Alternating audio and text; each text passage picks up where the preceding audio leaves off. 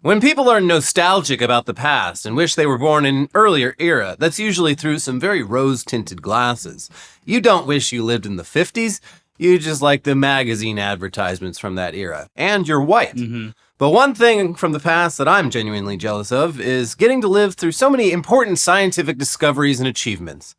Our ancestors witnessed the discovery of new species, new continents, and new planets. Our parents got to see a man walk on the moon, and the eradication of smallpox and polio. We got AI slop and the return of measles. Yeah. Not as fun. But there are still scientific discoveries and breakthroughs for this era, rare as they may be, and we get to at least be proud to be living in a time when science has confirmed that it is possible to breathe through your asshole. I've been doing it this whole time. You see, usually when you think about breathing, you think lungs. And yeah, the lungs do a great job of sucking in the air around us and capturing the oxygen in that air so that our blood can keep doing its thing so that we don't die. It's very important. Pretty cool. But what if there was another way? Not a better way, but another way. One more way. We've covered the Ig Nobel Prize a few times on our show over the years. It's a semi-satirical version of the Nobel Prize where a bunch of scientists get together for some goofs and gaffes and also give awards to very real scientific research that's also very strange. One of last year's awards went to research into what's being called butt breathing. Breathing through the butt. And this week it was announced that human trials into butt breathing have been successful. Pretty soon, our grandkids are all going to be breathing through their butts. Hey, have you noticed that Randy hasn't taken a deep breath in a while? What's up with that? Do you think he's part of that new study?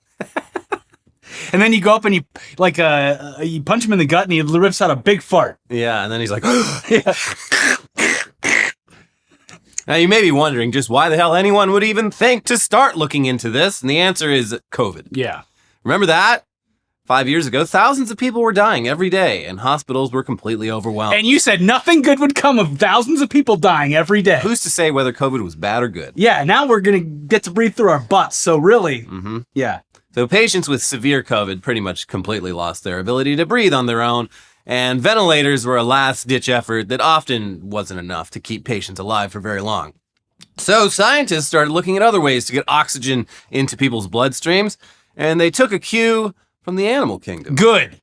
Here's Ars Technica. As previously reported, this is perhaps one of the more unusual research developments to come out of the COVID-19 pandemic and its associated shortages of ventilators and artificial lungs to assist patients breathing and prevent respiratory failure. The Cincinnati Children's Hospital Medical Center team took their inspiration from the humble loach, a freshwater bottom-dwelling fish found throughout Eurasia and northern Africa. The loach, along with sea cucumbers, employs intestinal breathing, i.e. through the anus, rather than gills, to survive under hypoxic conditions, thanks to having lots of capillary vessels in its intestine. The technical term is enteral ventilation via anus, or EVA. See, now, this would have been a lot funnier for Elon Musk to pursue during the pandemic instead of giving everyone those fake ventilators. Yeah. Because he already breathes out of his asshole. It's just that his asshole is attached to the front of his face. He talks out of his asshole, too. Well, that reporting continues. Would such a novel breathing method work in mammals? The team thought it might be possible and undertook experiments with mice and micropigs to test that hypothesis. They drew upon earlier research by Leland Clark, also of Cincinnati Children's Hospital, who invented a perfluocarbon liquid called oxycyte as a possible form of artificial blood. That vision never materialized, although it did provide a handy plot point for the 1989 film The Abyss, in which a rat is able to breathe in a similar liquid. The oxycyte was ideal for the group's 2021 Ig Nobel winning efforts. The experiments involved intra-anally administering oxygen gas or a liquid oxygenated perfluocarbon to the unfortunate rodents and porcines. Yes, they gave the animals enemas. Then they induced respiratory failure and evaluated the effectiveness of the intra-anal treatment. The result? Both treatments were pretty darn effective at staving off respiratory failure with no major complications. You did it. The ass is a wonderland. Yeah. The humble anus. Yeah, we joked about storing things in there. I mean, I feel and now you're actually going to be able to store oxygen in the ass cheeks. This really isn't that surprising to me because, as we all know, the anus. We knew the anus could do more than what you think it can because that's where boofing came from. Mm-hmm. You like getting drunk? You want to get drunk way faster in a way more dangerous way without those calories? Just butt chug. And you want to do cocaine without hurting your nose? Boof. Yeah, the butt is always the safest way to go, even in Christianity. Yeah. Yeah, they have that loophole they're always God's talking loophole. about. Yeah. You know what? Great. I think that it's going to be awesome that the new lungs will be the butt cheeks, and that air can be stored in them. And then if you ever need to like hold your breath underwater or anything, you can just pull from the reserves. Damn, girl, nice lungs. Girl got some lungs. Woo. Yeah, she's dragging a respirator. But rats breathing through their assholes isn't the same as humans breathing through their assholes. And there was still much work to be done to find out if this is something humans can do at all. And so far, it's looking pretty good. Here's New Atlas with the latest in butt-breathing research. Scientists that won an infamous 2024 Ig Nobel Prize for discovering that many mammals are capable of breathing through their anus may indeed have the last laugh. They've now completed a successful human trial testing the safety and tolerability of enteral ventilation, a technique that gets oxygen into the body via an unconventional route. Japanese and U.S. researchers, led by the Cincinnati Children's Hospital, have completed the first ever human trial testing the viability of enteral ventilation, where patients with severe respiratory failure could potentially have oxygen delivered through the intestine, allowing the lungs to recover and to prevent further injury. The procedure's safety and tolerability was examined on 27 healthy male adults in Japan who had oxygen-rich fluid pumped into their anus. Now, unfortunately, all they were really testing here was whether pumping large amounts of goo up healthy people's asses was safe. And it turns out, yes, it is. It is actually, aside from some unsurprising bloating and discomfort. But they didn't actually test butt breathing. The goo that they used didn't even have the oxygen added to it. So the next phase of clinical trials will involve pumping oxygenated goo up the assholes of people who actually have low levels of oxygen in their blood to see if they can get that oxygen that they need via butt breathing. I hope they can. Yeah, would hate to be the person that gets the placebo. I mean, it sounds like everyone in this most recent study Yeah, but they knew. essentially got the placebo. Like, this is going to do nothing. We just want to see if this specific goo will kill you or not. If we stick a ton of it up your asshole, Yeah. we kind of want to just see what happens. We want to see what comes out, too. We kind of want to see that, too. Yeah. Big stream. Ugh. Yeah, based on the success of the animal trials, I mean, it sounds promising. They got a pig to do it, a mini pig, micro pig. But the researchers still don't think it'll ever totally replace ventilators and ECMO machines, just help them work better. What an option to get at the hospital. Put it in my butt. Do it. Yeah. Whatever keeps me going. I mean, honestly, rather than having a bunch of shit attached to your face, like, it would be much more pleasurable, I would assume, for, like, visually for everyone in the room to not have someone hooked up to a fucking machine. It's terrifying. I've literally seen people been in ICUs with this. It's horrifying. No, I mean, this is a big plot point on season 1 of The Pit. Like, I didn't fully comprehend just like how horrific getting ventilated is. Yeah, it's fucking awful. Yeah, they basically, they stick, it's not just over your face, it's like a tube all the going way down. literally into your lungs. Yeah. And in order for that to work and like your body to not just instinctively reject it, they have to sedate the fuck out of you. Yeah. And once you're at that point, like, your chances are not good. It's a last ditch effort. So like for a lot of people, they're like, okay, we can put your dad in the ventilator and he'll spend his last moments on Earth probably in extreme discomfort, or you can just die like peacefully and like be able to say goodbye. But like people are always like, oh, you're saying there's a chance. And they're like, yes, saying there's a chance, but more likely than not, it's going to be fucking awful. Yeah. So yeah, being able to like stick the oxygen up the butt instead of like a highly invasive respiratory operation sounds like it would be pretty great. Yeah, there's certainly, I'm sure that everyone probably knows someone who has, if you ask around, had to be put on a ventilator or knows someone that did. And a lot of the times they're like, nope, let me die. Yeah. That's how bad it fucking is. Like, so this is actually a huge medical breakthrough if it's true. Yeah, if they're able to like forego the ventilator, do the butt breathing, and then have like a much less invasive thing helping out with the lungs, that'd be great. But it would also be cool to just be able to hold my breath for a long time because I'm breathing somewhere else. That's right. Elliot hasn't come up for a while. He's down there exploring. I want to be able to swim around like a fish. Yeah, and then you can get a little extra boost by expelling some of the liquid, some of the spent liquid. It's got bubbles coming up. Yeah, they're like little shotgun shells. Yeah. You just dislodge one. But hey, look, maybe this is like 2 birds with 1 stone. You can also do the prostate check while you're up there. Yeah. Yeah. Hey, can you smoke weed with your ass? I don't know. But I guess we'll find out. This if you can do coke with it, you can definitely do weed with it. Yeah, this opens up a whole world of possibilities. I mean, opens up a hole is the right word to use. Opens up a hole. Yeah. Anyways, we choose to be optimistic and believe that one day it will be possible to breathe entirely through one's asshole. Yeah. I want to believe. That would be exciting. Yeah. Just being able to suck some air up there and fart on command would be kind of fun. I knew a girl that could do that with her vagina. Yeah. I knew a girl that could queef on demand.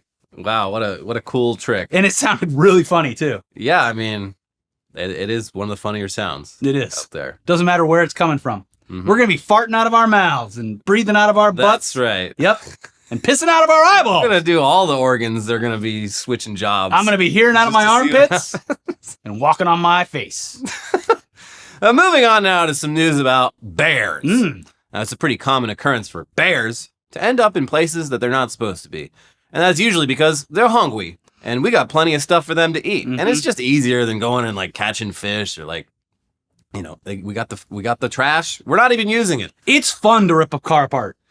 I bet it would be. Yeah, they do it all the time at high schools to show how bad drunk driving is. But everyone's standing around going, wow, it's pretty cool. Can I use the jaws of life? So yeah, usually it just means bears digging around in people's garbage and making a big old mess. Occasionally a house gets broken into or a car gets just torn to pieces. But the last place you'd expect a bear, or any animal really, to want to break into is a zoo. That's an animal prison. Prison breaks usually only happen in one direction, out. But up in Northern California last week, a bear broke into a zoo and seems to have done so not for food, but to make some new friends. Okay. Here's the SF Gate. The century-old Sequoia Park Zoo in Eureka said that a wild young American black bear broke into the facility and paid a visit to 3 captive bears of the same species. An employee happened upon the surprise visitor during a daily inspection on Friday morning before the zoo opened. The wild bear explored some toys and interacted with the zoo's bears through their habitat fencing, and appeared friendly, zoo officials said. He was really interested in our 3 bears, and he introduced himself to all of them through the fence. Jim Campbell Spickler, the zoo's director, told SF Gate. The interaction between them was really sweet, calm, and curious. We think he was just looking for a friend, though maybe that's anthropomorphizing, of course. The zoo's 3 resident bears are named Tool, Ishung, and Kunabilil. And they're like, what's your name? And he's like, Fred. You guys doing okay in there? Yeah, it's fine. You see the toys and stuff. We're doing okay. They got food in here. All right. Well, maybe if I stick around long enough, they'll toss me in there with you guys. Seems pretty cool. Yeah. Or maybe they'll just think they're anthropomorphizing me again, even though they're right. They always think that they're just putting thoughts in my head when it's really what I want. The only thought in my head is delicious bucket of honey. And friendship. And hot, fresh cherry pie in the windowsill. Mm-hmm. And picnic basket. We gotta stop putting pies on the windowsill. After the break-in, officers from the Eureka Police Department and a warden from California Department of Fish and Wildlife reported to the zoo to assist the staff.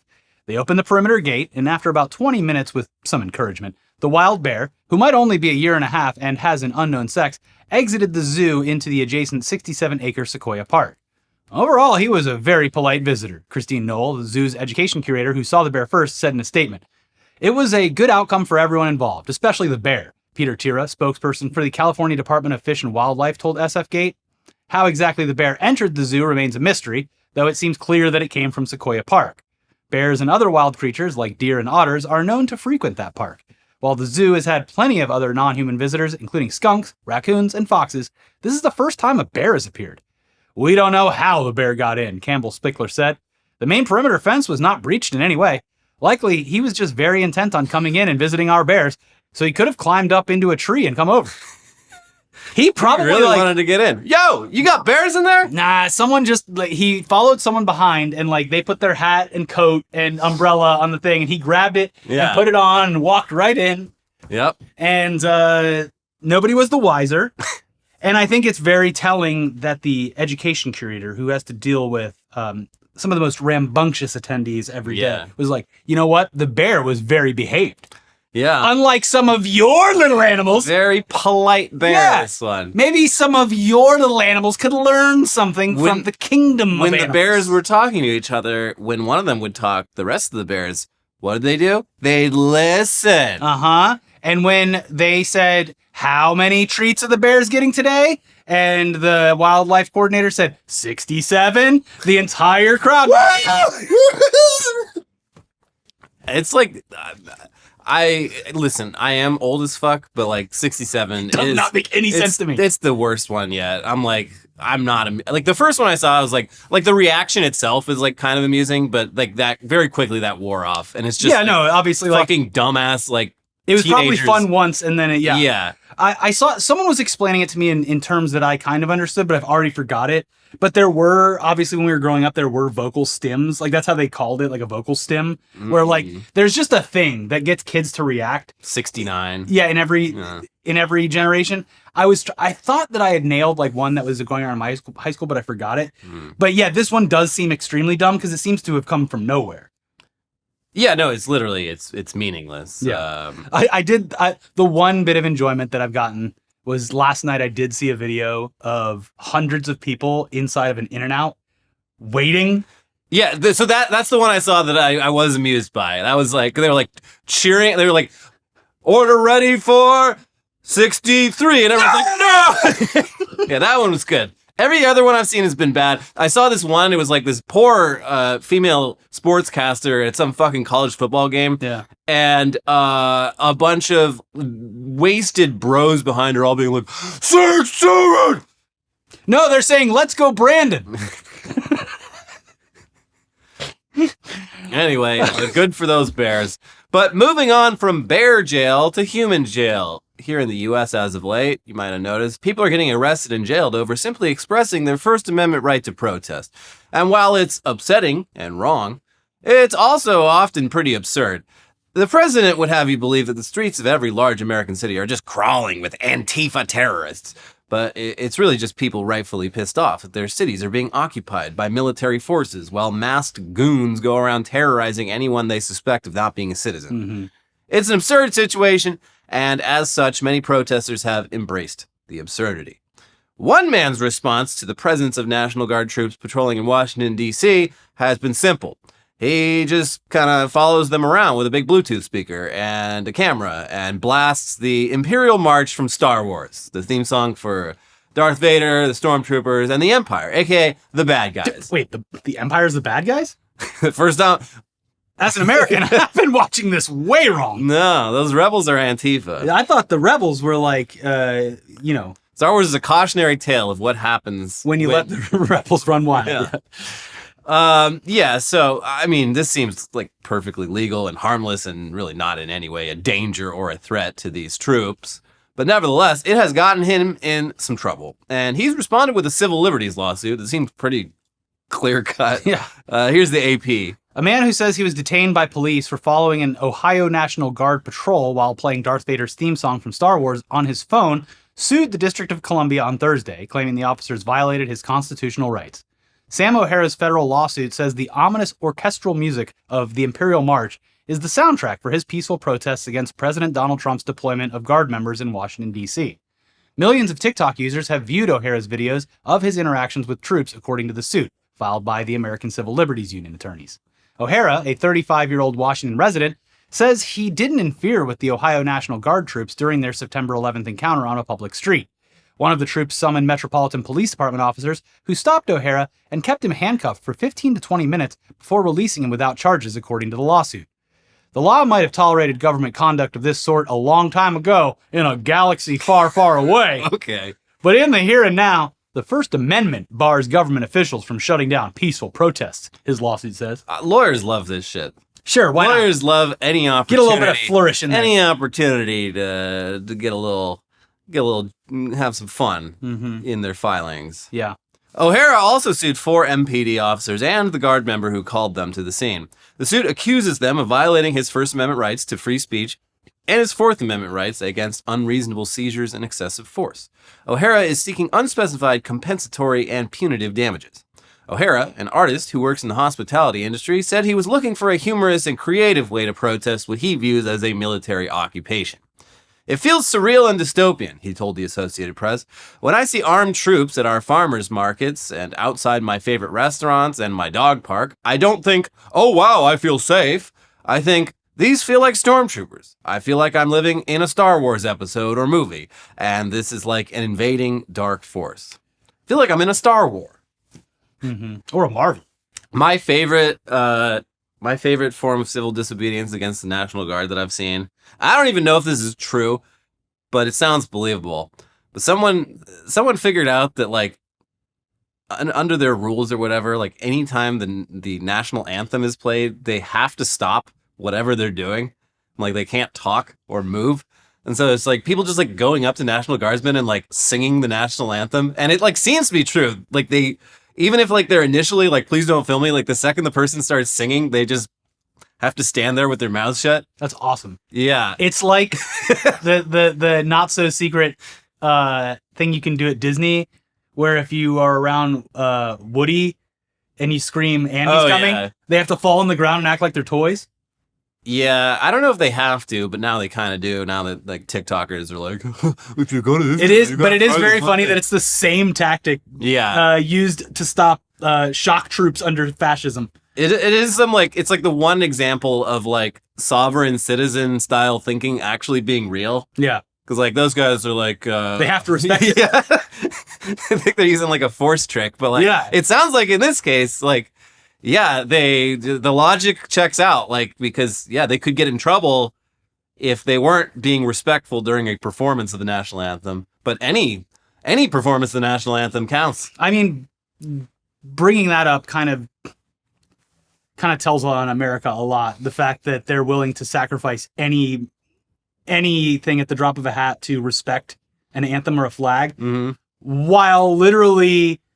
like snatching people off the streets or going there to do the bidding of a fascist president. I mean, well, it's like the one rule I don't want to break is disrespecting the stars and stripes. With the National Guard though, like they're aside from like this asshole who like Karen'd out and called the cops on a man with like a Bluetooth speaker. Yeah, they're kind of just they're not really fucking doing anything. Is True. The thing. Like they're just like deployed to stand around and like walk around and just give the appearance of the National Guard thing right now just feels like normalizing the National Guard being in these major cities, but eventually, like, this isn't for nothing. This is not for nothing. So if you're sitting around going, well, it didn't amount to much, him doing this, you haven't reached the point of what's supposed to happen in his mind. Right. Yeah, which will happen next year.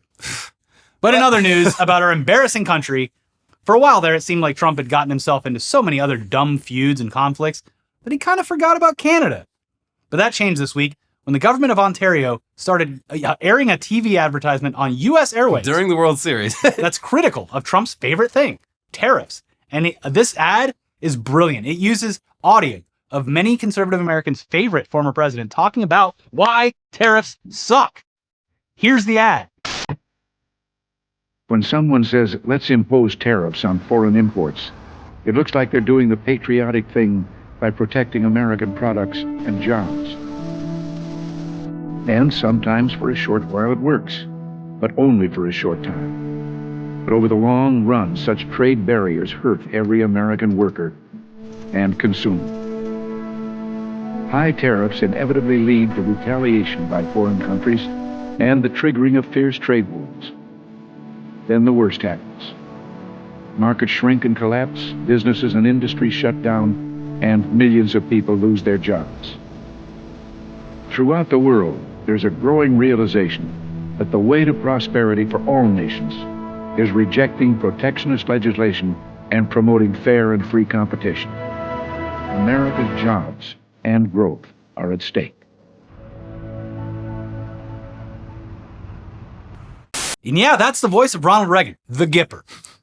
And what he was saying there was, up until very recently, the mainstream conservative opinion on tariffs was that it was bad. You don't want tariffs. Yeah. And as you might guess, Trump was very unhappy about this ad, saying on Truth Social, Canada cheated and got caught. They fraudulently took a big buy ad saying that Ronald Reagan did not like tariffs, when actually he loved tariffs for our country and its national security. Canada is trying to illegally influence the United States Supreme Court in one of the most important rulings in the history of our country. Canada has long cheated on tariffs, charging our farmers as much as 400%. Now they and other countries can't take advantage of the U.S. any longer. Thank you to the Ronald Reagan Foundation for exposing this fraud. Make America great again. Okay, and in another post he said that, based on their egregious behavior, all trade negotiations with Canada are hereby terminated. So, okay, he's not happy. But yeah, if Ronald Reagan loved tariffs, why is there audio of him saying the exact opposite? Well, there is a little bit of missing context here, because the speech featured in the ad was actually one in which Reagan explained that while he wasn't a fan of tariffs, he needed to do some tariffs. Here's the New York Times with more. Though Mr. Reagan supported fair trade and put some tariffs on foreign products, he staunchly praised the benefits of more open trade. Mr. Reagan presided over free trade negotiations with Canada that led to the signing of a trade deal between the countries in 1988. With the addition of Mexico in 1994, that pact became the North American Free Trade Agreement. NAFTA? No, that's a bad word. In the 1987 radio address, Mr. Reagan was warning Congress not to pass protectionist trade legislation against Japan as he prepared to meet with that country's Prime Minister, Yasuhiro Nakasone. Mr. Reagan had himself just imposed high tariffs on Japanese electronics over what he called unfair trade practices by Tokyo. But he said that those tariffs were an example of certain select cases, and used much of the 5-minute address to warn about the pitfalls of protectionism in general terms. Basically, Reagan was against tariffs in principle, but was willing to use them as a necessary evil in specific cases where he felt the U.S. industries were especially threatened by cheap foreign goods.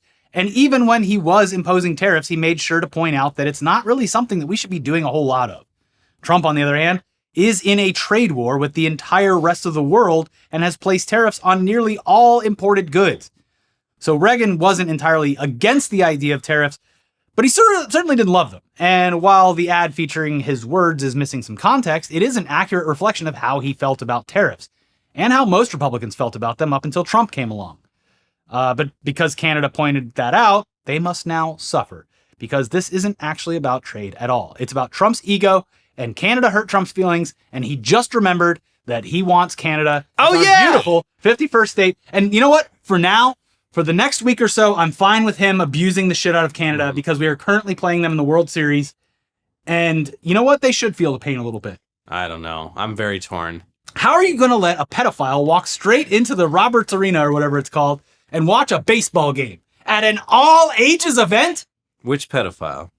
Oh, I'm not accusing the hip-hop singer artist Drake of being anything untoward. Oh. I'm just saying there's songs out there that implicate him in a way that would seem as though he enjoys the company of younger women. Bad. They let him walk right into that baseball stadium. Has he ever even been to a baseball? He's a big Raptors guy, I know that, but this is about more than baseball, Elliot. Yeah, I guess. It's about two countries who used to be best friends, who now fucking hate each other. I don't know if we were ever best friends. We used to be best friends, except for, Quebec, of course. Nobody's friends with Quebec. Yeah. They're not even best friends with themselves. Quebec's not friends with Montreal or France. Yeah. Talking about Quebec City, of course. Yeah. Which I hear is lovely. I would love to visit. I've been. It's beautiful. Anyway, speaking of this presidential administration being utterly deranged, with the total demolition of the White House East Wing this week in preparation for Trump's big, beautiful ballroom, the White House website was updated with information about the big renovation. Features text explaining that for over 150 years, presidents have just been begging, please, please, I need a gigantic White House ballroom. And Trump is finally making those dreams come true. Mm-hmm. And it's also got some CG renders of what the interior and exterior will supposedly look like when it's done. And it is blinding. Yeah, you need sunglasses to walk in this room. But scroll farther down, and we've got a major events timeline for the White House. And at first glance, it's what you'd expect from the official White House website. You got the initial construction of the White House, its destruction in the War of 1812, and then a whole bunch of architectural additions over the years. But then, wait, hold on a sec. 1998, Bill Clinton scandal. And that's a picture of Bill Clinton and Monica Lewinsky. One of these things does not feel like the others. Pretty big event, but, I don't know if it would be included in the official White House time. I mean, a blowjob in the Oval Office is not nothing. That is a historical moment. Am I to believe it was the first Oval Office blowjob? No, but John F. Kennedy was in office for like 3 he was years. making beautiful models breathe through their butts in the White House. So no, but this, we'll figure out another way to jam that one in. Mm-hmm. But when we do get to, on the timeline, when we get to 2012, here's this. 2012, Muslim Brotherhood visit. What? There is a lot to unpack with that. First of all, that picture, which was circulated by everyone's racist uncle back in 2008, is from a 2006 trip to rural Kenya before Obama was president. And he's wearing traditional local garments that were presented to him by elders in the community. But it was used by Chuds as evidence that he was a secret Muslim who would impose Sharia law on the United States, which I am still waiting for. Any day now. Any day, Barack Obama is going to implement Sharia law in the United States. And he's going to take everyone's guns. And death panels. Uh-huh. We're going to finally get those death panels I've been waiting for. It is wild to me that there is an entire generation of, at this point, adults who view the Barack Obama presidency as historical. Yeah. It did not exist to them. That's how far away from we are. It was a long time ago, yeah. As for the Obama meeting with the Muslim Brotherhood at the White House, that's just a straight up lie. The president of Egypt at the time was a member of the Muslim Brotherhood, and Obama met with him at the UN, not at the White House. And at least Bill Clinton got sucked off at the White House, and it's somewhat relevant here. But for this one, I guess they really just wanted to get a dig in on Obama, and this is what they came up with. So they didn't have the timeline where President George W. Bush choked on the pretzel? No, it completely skips over the Bush administration. Yeah, oddly. And also, it's like, if you're talking like scandals, like where the fuck is Watergate? Where like there's other things that have happened at the White House. Yeah. It's very strange. Mm-hmm. Anyway, next we got Melania's tennis pavilion. But then immediately after that, we've got another double whammy from the Biden administration. First up, 2023, cocaine discovered. Okay, that one deserves to be there. Pretty cool. And it's a picture of a shirtless Hunter Biden smoking a cigarette in a bathtub. Mm. Now, they did discover cocaine at the White House. There's never been any actual evidence, though, to suggest that the baggie of cocaine found in the White House belonged to Hunter Biden. But it's a perfect excuse to just lay out all of the things about Hunter Biden that Republicans have been obsessed with for years. Having been to on DC, the White House website. That could have been anybody's cocaine. Yeah. Especially in a giant political position like that, with access to the White House. And then after that, it's Trans Day of Visibility, featuring a photo of a trans activist posing topless outside the White House, which the Biden administration immediately condemned, correctly, I think. But the caption also claims that Joe Biden established the Trans Day of Visibility on the same day as Easter Sunday. But Trans Day of Visibility at that point had been around for 15 years and certainly was not the Biden administration's idea. Mm-hmm. It happens on March 31st every year, which coincidentally that year happened to be Easter, but they won't fall on the same date again until 2086, so you don't have to worry about that for quite a while. Oh, I'm going to be worrying.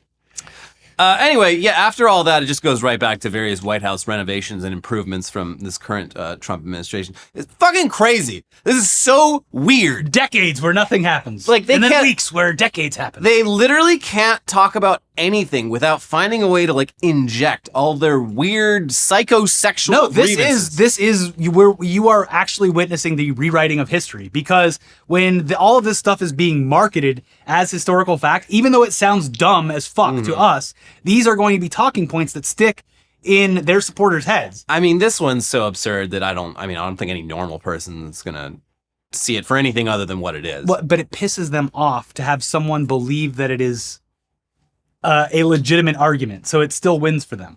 Yeah. But yeah, even on an architectural timeline of the White House, they cannot help but be completely deranged and weird about shit. Yeah, it's like they get a report and they're like, all right, well, how can we make this sound crazier? This is too boring. Mm-hmm. So, anyways, now for something completely different. This week, some AI shill on Twitter posted a video with the caption, AI games are going to be amazing. And it's a video that certainly resembles a video game, but upon closer inspection, it is absolutely fascinating. I watched this so many times, and every single time I found something new. I tried to remember to like bring it up, pull it up at home on my computer so I could look in more detail because I was watching it on my phone. You need to go like full screen with and it. even then, there were things that were just like, no one would have thought of this. Yeah. It's unclear if this is even actual gameplay and not just an AI video generator spitting out what it thinks gameplay looks like, which I would assume that's the case. It seems to have like a choose your own adventure sort of angle to it. Like I think it is a video generator creating footage, but like at certain points it lets you like click on a decision, but like it still has, it doesn't seem like it matters what you click on. In either case, it's an amazing demonstration of what AI is and of course isn't capable of. And we're just going to play the full clip for you. Again, try to find this in the highest def you can. Yeah. And really like look at the words and stuff, like the choices that you're given. Yeah. Here you go.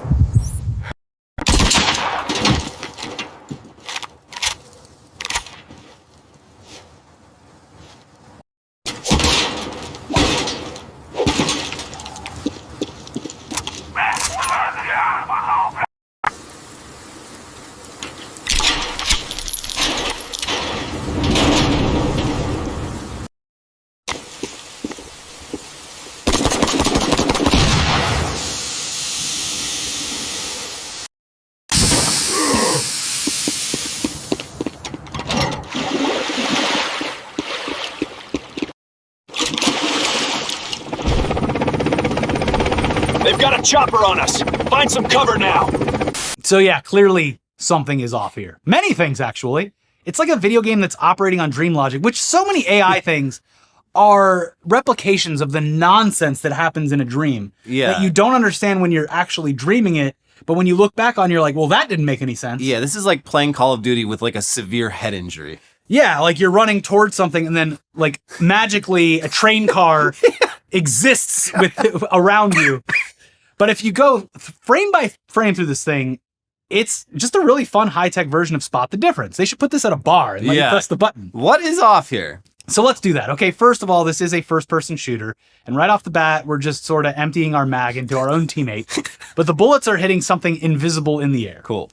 Some mysterious black orb briefly materializes in the air before disappearing. And we're heading into the subway, or Sublone, I guess. We're going up tune, and... And then we step onto the second we step onto the platform, the bus transforms into a subway car. Where we also seem to have transitioned from first-person shooter to third-person shooter, which, you know, it's a modern Okay, game mechanic. cool. The subway takes off, and a ladder and some scaffolding materialize in its place. And then here comes another subway car, but it's somehow moving sideways onto the platform. We enter through the rear, as you do, and then some dude enters and just kind of casually drops an incendiary device on the ground before running away, but we're not fazed by it. Mm-hmm. And we're back in first person for some reason, and we're going to use our force powers to telekinetically open the door to the next subway car. But somehow, the subway car that we are in, it turns into a subway platform, and we're entering a different subway car. It happens to have a motor car inside of it. And we see a teammate, gotta shoot at him. This time, though, we're shooting at our teammate to shatter some invisible glass that isn't there. 2 drones show up for no fucking reason, but we click something, so we turn it into just 1 drone. Yeah. And then we head up a small flight of stairs to the roof of a building. I'm trying to map this out in my mind, and it's non-Euclidean. And, I guess we're back to third person again. So we shoot at another teammate, gotta shoot all your teammates, and then we shoot at an air conditioner for no fucking reason. Too loud. Before we pull up a bunch of, like, options, I guess, and they're all total gibberish. I'm not sure which one we choose. No, it's muscle memory, Elliot.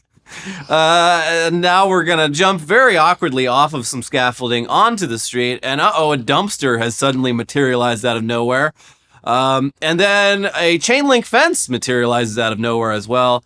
And we're gonna use some magical bolt cutters to shoot sparks everywhere and open this gate, as bolt cutters do. You're not thinking far enough into the future, Elliot. This is how you look at Battlefield and you're like, that's future war. No, this is future war. Wall running is not the future. The future is the entire world around you just being constantly in flux. Yeah, you think you got a real gotcha here until you realize you're looking at footage from Inception, the video game.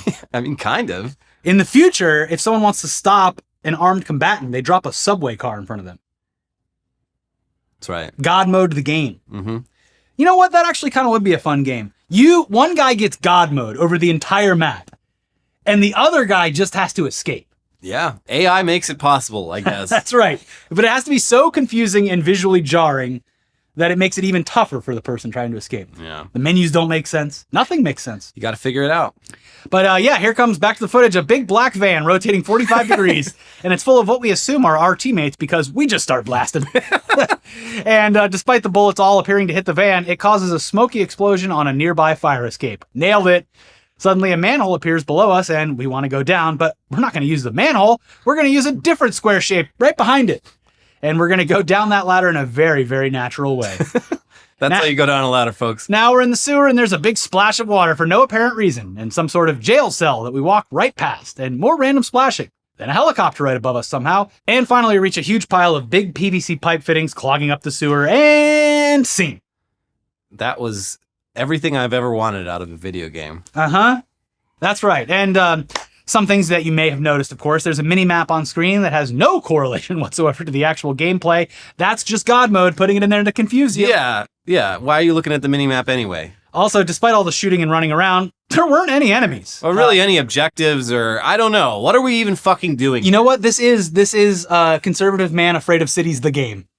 What's the scariest thing that could happen right now? A subway train appears. Yeah, I mean, trying to navigate an urban environment that you're unfamiliar with does kind of resemble the experience of this, where you're like, wait, where am I? What am I doing? Also, there's no actual enemies. I'm just scared of everyone, so I'm shooting blindly. The city is the enemy. Yeah. But aside from all that, it certainly bore a passing resemblance to gameplay, and while we can't say that we agree that AI games are going to be amazing, they're certainly going to be fascinating, I guess. I mean, this is pure slop, but at least it's the kind of slop that makes you feel increasingly insane the longer that you look at it, and that's something. Yeah, I mean, it kind of takes me back to like the kind of earlier days of AI, like 4 or 5 years ago, when I was genuinely like entertained by it because everything looks like dogs. This is all wrong, but it's wrong in a way that like I'm trying to like process. Like how did they reach these wrong conclusions? And with this video, I can kind of get it. Clearly, what's happening here though is just, AI can look at what's in front of it and predict what happens next, but it can't hold like larger context in its brain. Like it can't keep like the floor plan of a city or any past, present, and future like together. So it's just like every moment is a continuation of the previous moment that it has nothing to do with the moment right before. Yeah, it feels like it is a trick, but it feels like that. Like it's constantly building a world to trick you into thinking that it's real. But there's so many things that it's not making sense of that it still feels completely surreal. Like it's just, I really think that it's just making it up as it goes along. And because of that reason, there's no sense to what it's doing. There's no end goal. Yeah, it doesn't understand what a game even is. It just like knows what a game looks like. It's like, okay, I've scanned and looked at all of these things that exist in games, like subway cars, train stations and stuff, and I'm just going to keep throwing them out there. Yeah. But what you're going to see is you want subways on your subways? Well, I got subways. In 1 month, you're going to see some like erratic Twitch streamer just nail this 100% like it's QWOP or something.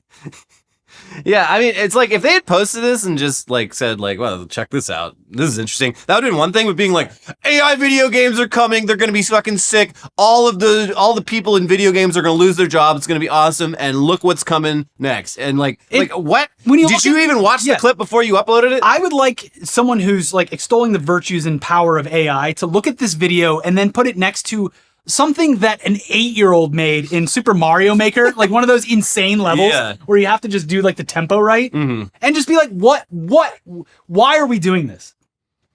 Because line go up. Line go up. We're all going to be rich. And we need fewer people to have jobs. That's right. Anyway, before we move on to the headlines half of the show, it's time to let you know that this episode is sponsored by Ridge, makers of the leather Ridge wallet. They did just send me a limited edition Snoopy one, but it's too nice. Many colors and configurations. I haven't made the switch yet. It's the slim and sleek wallet that has been truly life-changing for both of us. We all used to have that big, gigantic dad wallet protruding from our back pockets right where we breathe. Right, fellas? It smelled like leather all day. It was annoying and painful, and it made your butt look weird. Luckily, we have evolved, and so has our card and cash storage technology. In swoops Ridge Wallet with its unique, slim, modern design that holds up to 12 cards plus cash. The Ridge Wallet is made with premium materials like aluminum, titanium, and carbon fiber, and over 50 different colors and styles to choose from. These babies have over 100,000 5-star reviews, and all Ridge products have a lifetime warranty. The Ridge is literally the last wallet that you'll ever have to buy. And you'll also have peace of mind knowing that all Ridge wallets have RFID blocking technology, which helps to keep you safe from digital pickpockets. Their wallets also have an AirTag attachment, so you'll never lose track of your most important items, or they sell this little thing that looks like a credit card. I don't even know how it works, but it's a card. It looks like a card, and it's got a tracker on it. It's got a tracker in it, and you can, I'm always losing things. It's literally that small. It's crazy. Yeah. So, anyways, they're not just about wallets, obviously. They have everyday carry essentials like key cases, suitcases, and rings, all built with the same sleek, durable design. No matter what you pick, Ridge has free shipping, a 99-day risk-free trial, and a lifetime warranty on all their products. Right now, for a limited time, our viewers can get 10% off at Ridge by using code WeeklyWeird at checkout. Just head to ridge.com and use code WeeklyWeird and you're all set. After your purchase, tell them that they ask who you heard about them from. Please support our show and tell them that we sent you. And maybe get that Snoopy. They got a couple Snoopy wallets. I got the Camp Snoopy. We could all use a little Snoopy in our lives. He is a very warm, cozy figure that makes me feel better about the world. Anyway, on to the headlines part of the show. The weirdest, wildest, craziest headlines from around the world. Starting with, man accused of faking his death to avoid Utah rape charges sentenced to 5 years in prison. Who could that be about? Oh, wait. Is that the British guy? Mr. Lord fucking... My favorite British gentleman, Arthur Knight. Arthur Knight, that's his name. Yeah, see, the trial happened. Sounds like the trial. He didn't even testify at his own trial, so they kind of, it was pretty quick. And guilty, 5 years in prison. He's got like, I think 1 or maybe even 2 more trials for completely separate sex crime trials. Well, I'm sure that Trump is already working on a pardon. Jesus fucking Christ. But yeah, he's between this and all the other crimes he's accused of, he's looking at probably quite a while in jail. Enough time to come up with a new character. Well, luckily, he's been training for American prison by living in England. That's right. The most depressing place to live in the world. What Trump is going to do is he's going to commute the sentence, pardon Sir Arthur Knight, legally change his name, and make him the ambassador to the UK because they just lost their UK ambassador for having ties to Epstein. Oh, right. Well, I think that was their ambassador. Whatever. Anyway, yeah. He's already got the rape charge. The qualifications are there. It is fucked up that I cannot say with 100% certainty that Trump will not pardon Arthur Knight. And make him the ambassador to the UK. Yeah, this is not... What are you talking about? He's British. Listen to him. It's not outside the realm of possibility. Whew. Anyways, I hope he rots in jail forever. And yeah, that he's a bad person. We all got a laugh out of that ridiculous persona that he adopted. But time to pay for your crimes. Yeah. Meet the man who faked his own funeral to see who would show up. This is fun. It's a great idea because the people you get to see all of the people who care about you right before they stop caring about you. The last time. All the people that like you in the moment before they're like, wait, What a fucking prick. I was mourning you, you piece of shit. Yeah, doing a fake funeral and seeing people cry over you might actually drive you to really kill yourself because the reveal would be so punishing emotionally. Yeah, the only scenario in which you get to do this is if you're like I can't remember if it was Tom Sawyer or Huckleberry Finn, but where like through no fault of your own, everyone presumes you did. And then you show up. Yeah. Yeah. But you can't do it on purpose. Mm-hmm. Anyone that liked you before is going to like you less when they find out that you did this just out of your own vanity. This is just like every time they bring the families out at the sports games and they put the camera on them and they tell them that their parents are dead, and then they show up from Afghanistan. Wait, what? That's what happens, right? No. They say, hey, your dad died in Afghanistan. Just kidding. Just kidding. Here he is. That's every game. That's why they're so excited. Here he is. Fly the jets overhead. Those are his ashes. and then he shows up. And they're like, wait, hold on. I thought you said he was dead. And then everyone has a big laugh and the whole stadium salutes. That's right. Because that's how we treat our troops. We treat our troops so well in this country. Yeah, we emotionally manipulate people with them. Why are you gay? Elon Musk rages at top Trump official over loss of government contract. Did he also say, your mom? He might have. That seems to be a pretty popular one. Yeah, they're all reducing their replies and reactions to anything into just being child. Schoolyard bullshit. Trump's mad at Sean Duffy because he's Secretary of Transportation, but he's also a Secretary of NASA or whatever.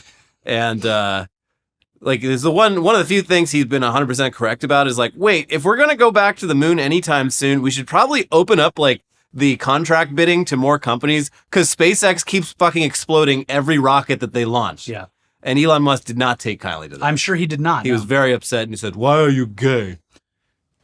At some point, Trump is going to fire Duffy and be like, false pretenses. He told me he was on Road Rules, not Real World. Road Rules is the transportation one. I thought Road Rule, I can't remember. I think he was on Real World, or maybe I'm thinking of Theo Vaughn. Theo Vaughn was on Road Rules. Sean Duffy was, I believe, on... he was never on The Challenge?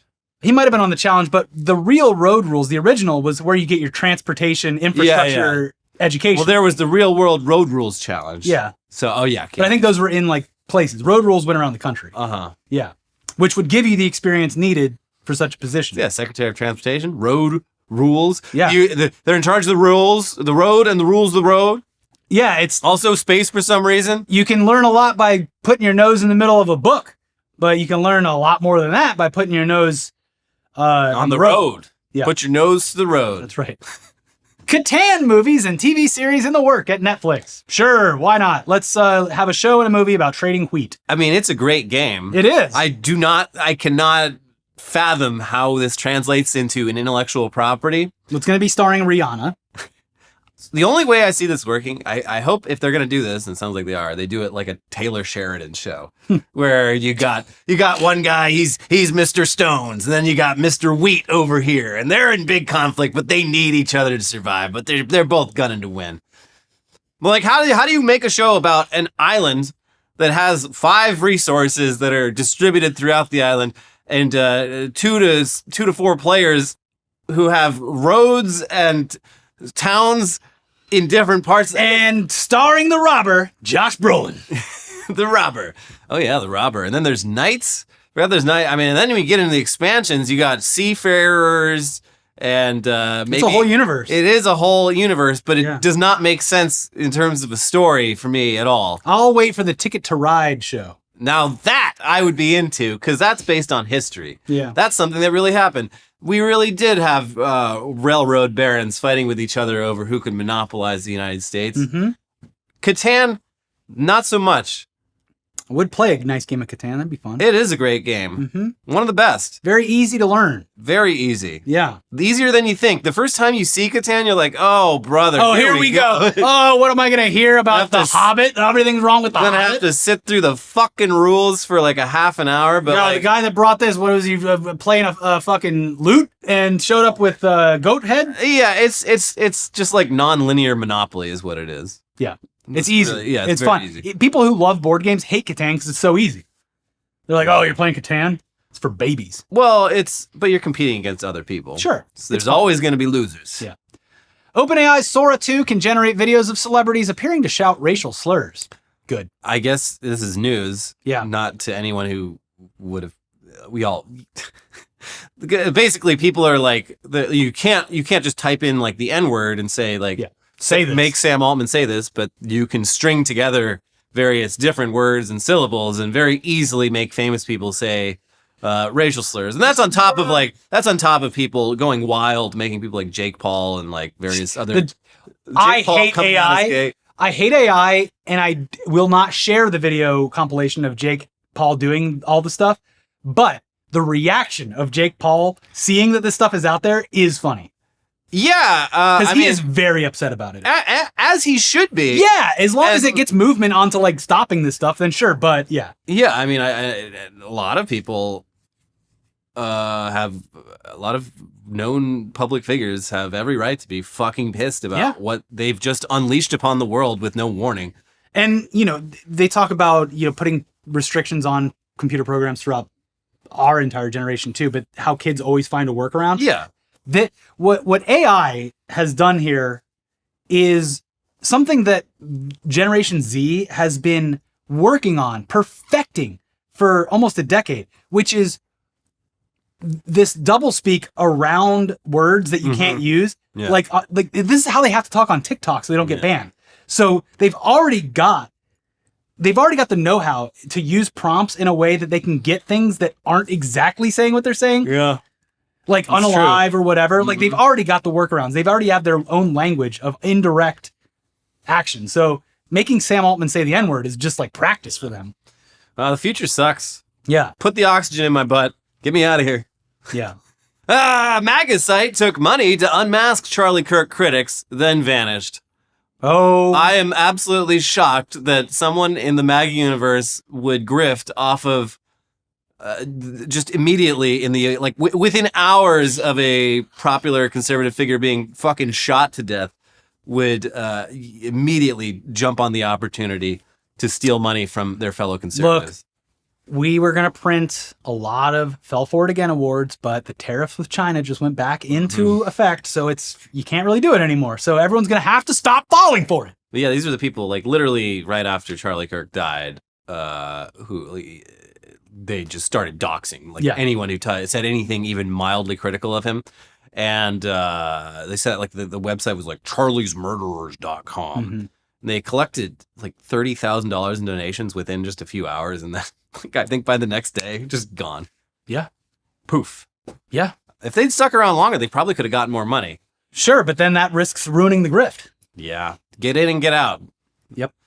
Cards Against Humanity lawsuit forced SpaceX to vacate land on U.S.-Mexico border. Good. Remember that one? Mm-hmm. They bought land, like, 2016. They bought it because it's on the border. Yeah. And they wanted to, like, basically gum up the works for the border wall. Remember that? Mm-hmm. And then later it turned out that land was near SpaceX, and Elon Musk's company was literally just, like, using it, even though they don't own the land. So they sued.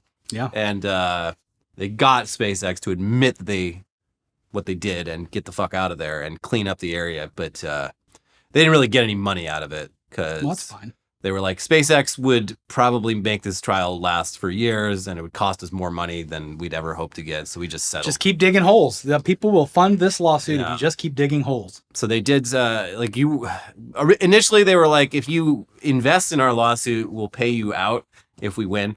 And now they're just like, we're going to give everyone a new expansion pack of cards that are all Elon Musk related. Perfect. Which, like, I do not find Cards Against Humanity enjoyable or funny, but you know who fucking does? Elon Musk. It's going to really... It's got to sting a little bit. Yeah. U.S. Army General admits using AI for military decisions and is really close with ChatGPT.